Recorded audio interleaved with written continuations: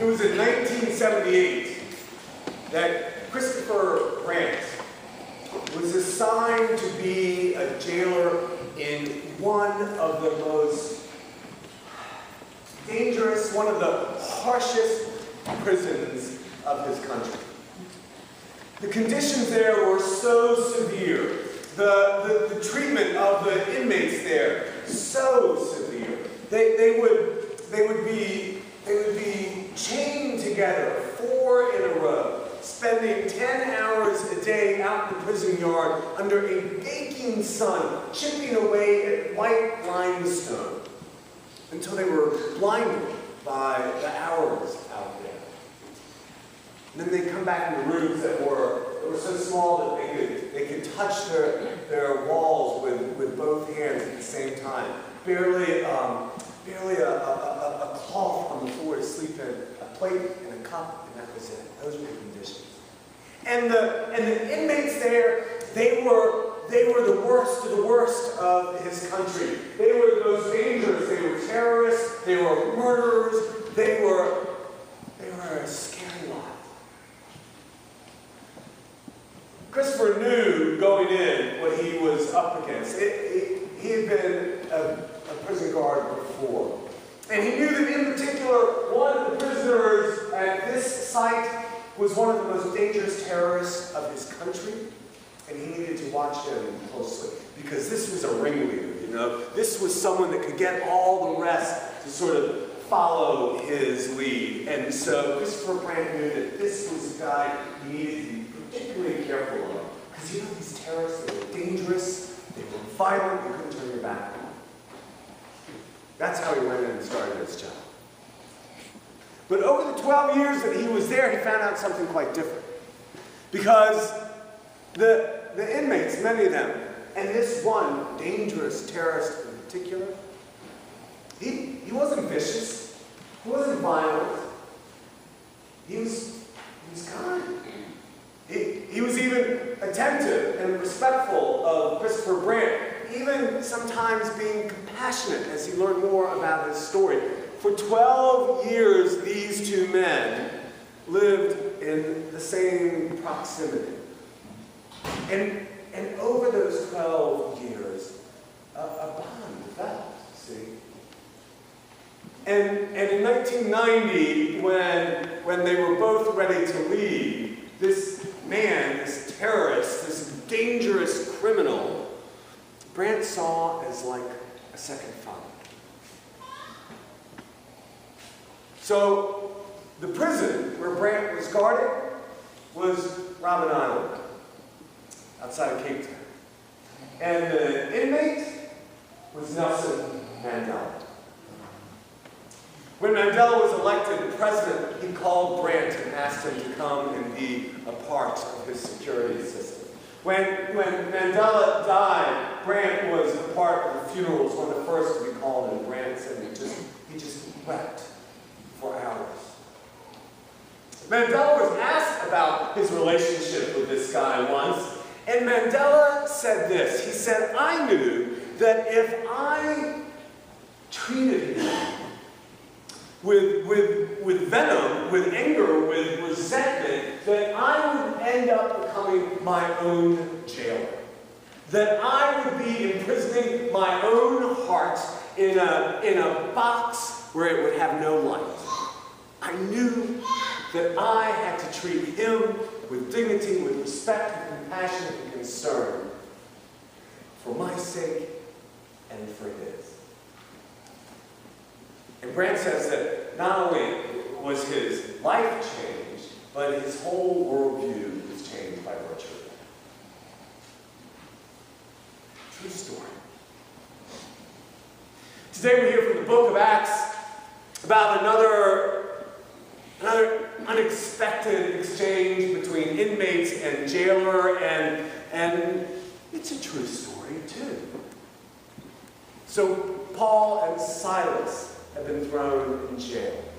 Because as they were walking through their town, and this is a great sort of lead up to the moment, as they're walking through the town, there's a guy, and he's got a slave girl, And he's exploiting this girl because she has the power to see.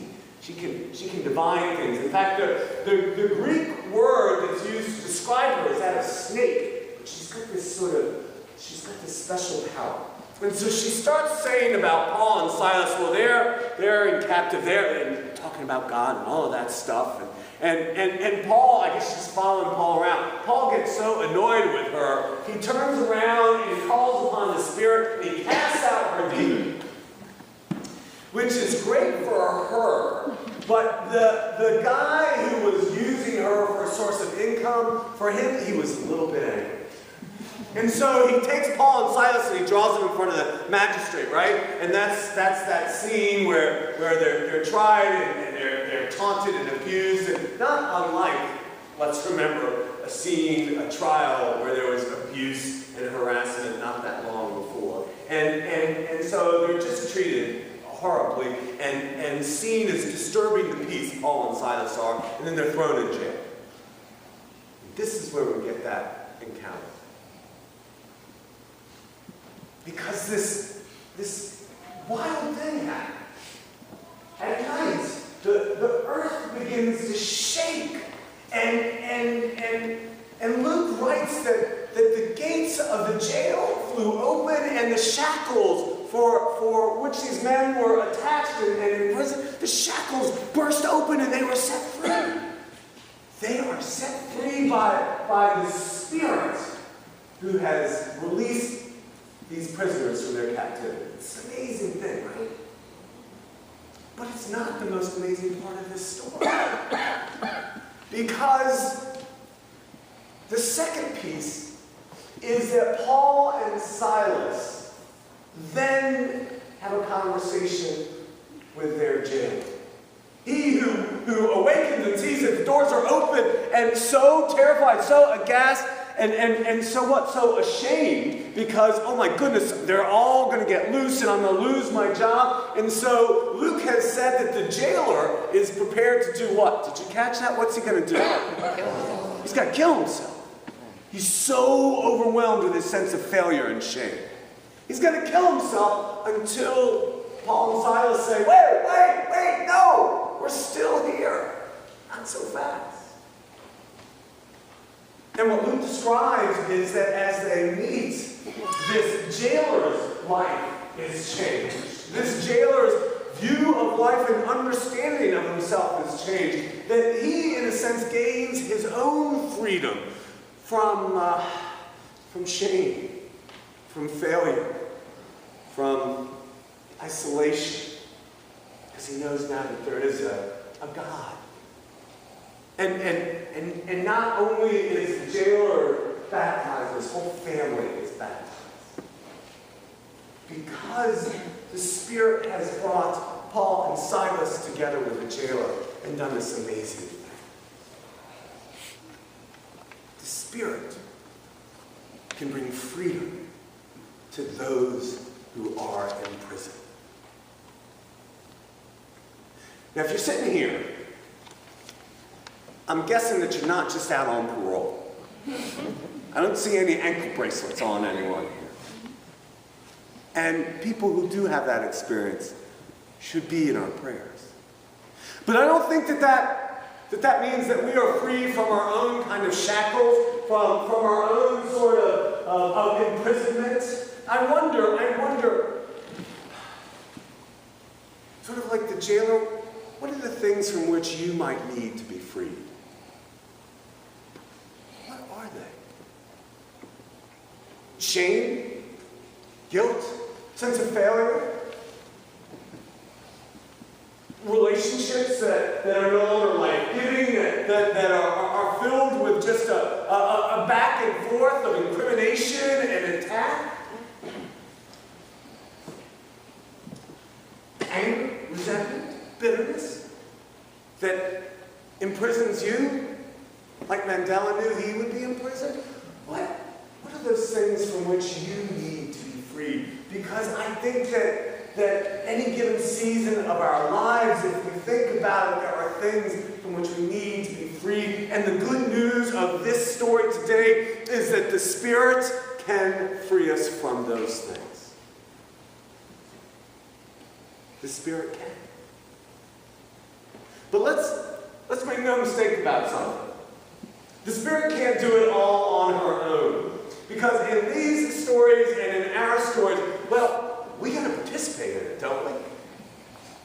And the way we participate in it, I think, is by doing the unexpected.